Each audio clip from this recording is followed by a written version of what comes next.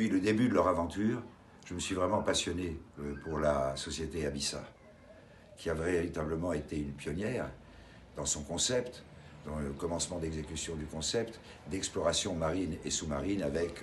sa meute de drones sous-marins, avec leurs capteurs, le drone mer, etc. C'était extrêmeux novateur à l'époque. D'ailleurs, moi qui n'étais pas très expert, c'était simplement une intuition, mais qui a été confirmée vite par les nombreux concours que Abissa a remportés, concours mondial de l'innovation et autres, et par les étapes qu'elle a franchies dans la crédibilité du monde maritime, et quelquefois avec beaucoup de mérite, parce que bien des promesses ont été faites et pas toutes ont été tenues.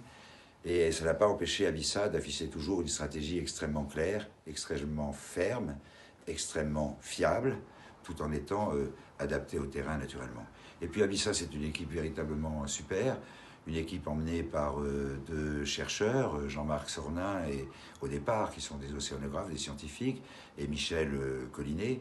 et qui ont un esprit particulièrement ouvert et qui, au-delà de leur qualité même scientifique,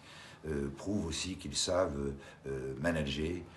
progresser, bâtir des offres. Et puis c'est une équipe superbe aussi au niveau de l'actionnariat.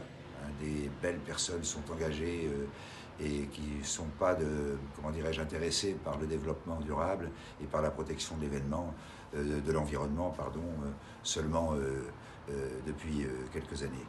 Il y a autour d'eux aussi un comité technique et scientifique d'une extrême qualité, d'une renommée nationale et internationale, qui illustre encore que Abissa sait inspirer confiance, doit inspirer confiance, et donc, compte tenu de son caractère novateur, de toute cette confiance qu'elle sait générer, de son esprit d'entreprise, véritablement, je suis là pour, autant que je le peux, aider au développement de cette belle société qui est un vrai symbole de ce à quoi je crois depuis bien longtemps, depuis bien avant la création du cluster maritime français, déjà à l'Institut français de la mer, déjà quand j'étais armateur, cette notion de développement durable qui est tellement essentielle, aussi bien pour l'avenir de la planète que pour le nôtre, à nous les hommes.